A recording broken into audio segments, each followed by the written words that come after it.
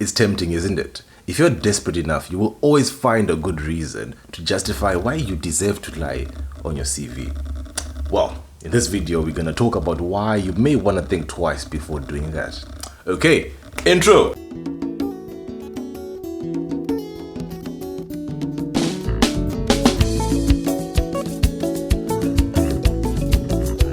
Greetings, Tino here. It's been a very interesting past couple of months since I started publishing YouTube videos on this channel, and I quite enjoy it. If you enjoy the content, make sure to like the video, share the video with your friends, subscribe to the channel. That way YouTube can also recommend my videos to other people on YouTube who might also enjoy the content just like you do. Okay, lying on your CV. There's many reasons why you might want to do that. Some lies aren't that big and employers will probably just glance through them. Some lies can land you in some really hot soup, and it can even destroy your career, and that's probably not a good idea, huh? There is an act, a law called the National Qualifications Framework Act, which defines qualifications. What's a qualification? That kind of thing. It was introduced in 2008. Now, last year, 2019, President Cyril Ramaphosa signed an amendment to this bill that made it illegal to lie on your CV. If found guilty of this lie on your CV, you will be fined, or you will end up in jail, or you will do both. The prison sentence is up to 5 years, and the fine is, well, it depends on the actual, problem. Shape, have you already sent out a CV with alternative facts? Don't worry, this law specifically mentions that the things you can't lie about on your CV are as follows: lying about non-existent high school or matric qualifications, inflating your education. So inflating your education means things like, lying that you took extra courses, or you have some sort of certification or some sort of degree, that kind of thing. Claiming unfinished degrees. So you know how when you finish your degree and you don't have your fees paid up, you don't actually have a degree yet, but like you finished. So sometimes people will actually lie on the CV that they have this degree, even though they don't really have it. That can actually land you in jail. Faking degree certificates. People usually do that to address the point above. Degrees from fake institutions.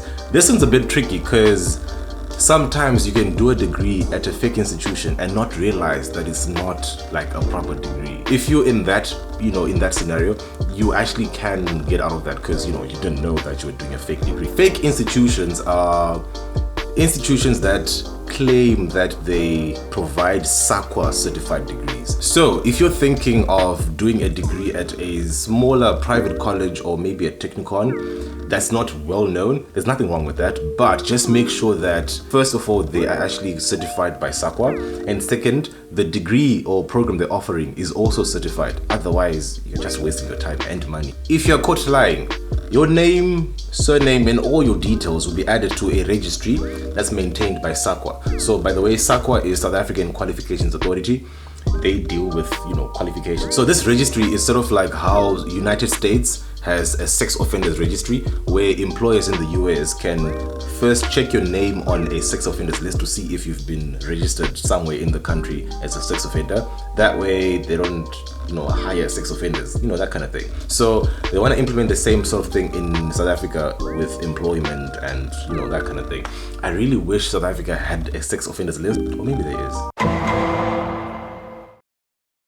Anyways, you might not be desperate enough to actually lie about an entire degree. I mean, most of the people I've met would think that's just too much, that's extra, I'm too good for that shit. Wow, the following lies can also land you in a lot of trouble if the company you're working for discovers these lies. These lies are employment history, period of employment, reasons for leaving the previous job, references, skills, job titles, responsibilities. These lies might seem small, I was not a garden boy, I was a land architect. Lying about any of these is more than enough reason for a company to terminate your contract for breaching your contract. However, a whole lot more can happen to you depending on what the offense is. If they have proof that your lying directly contributed to business losses, they're gonna sue your ass. Now you might be thinking, I'm not that desperate, fam. I'm not gonna lie about my employment history, you know, how long I've worked before, that kind of thing. You know, I just wanna inflate my skills a bit, you know,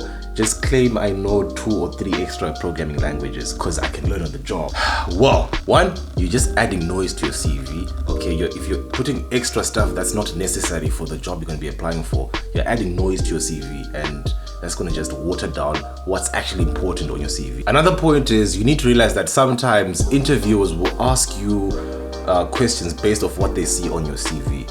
And this is especially the case for graduates, and if you're not experienced that much in the industry, that's because we're trying to find out where your strengths actually are. And if you lie about your strengths and I catch you in that lie, hey, if you fail to display your knowledge of something you claim on your CV, well, some companies, especially the big companies, will even blacklist you and make sure you never ever work for them. If you're still young in your career, that's probably something you want to avoid. Ultimately, the reason people lie on their CV is to increase the chances of getting hired. That's why you're lying, right? You want to make yourself look better. It's tempting, you know, just trying to get past that automated system. You know, you just want to get through, you just want to get that interview so that you can actually show them what you know. I am not completely innocent from this. You know, I've also shared some alternative facts on my CV. The biggest culprit for me was inflating programming languages and skills and frameworks and softwares which I've used on my CV,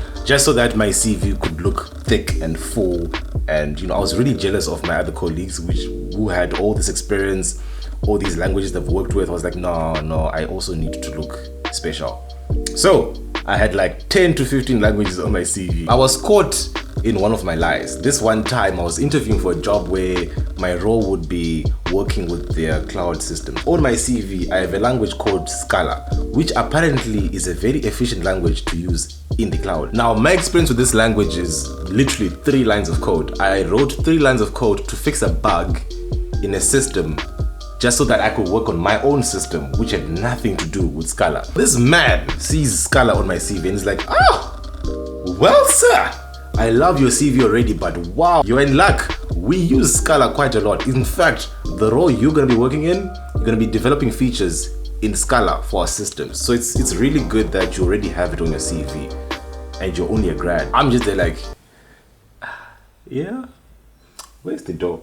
Yeah, that interview did not go well, by the way. Before you consider lying on your CV, think of other legal ways you can address that thing you're trying to lie about. You know, after all, you're trying to increase your chance of getting a job, right? Well, turns out I have a video just on that subject. Okay, I hope you enjoyed the video. If you did, make sure to like the video, share some comments about the lies you've told on your CVs, and you know, I'd love to hear about those. If you enjoyed the video, make sure to check out this video here, because YouTube is very confident you're gonna like that one. If you watched that one, maybe check out this one here, or this playlist here. And if you've watched all these videos, you should probably subscribe to the channel, because I'll be releasing another video next week. Okay, you have a good day.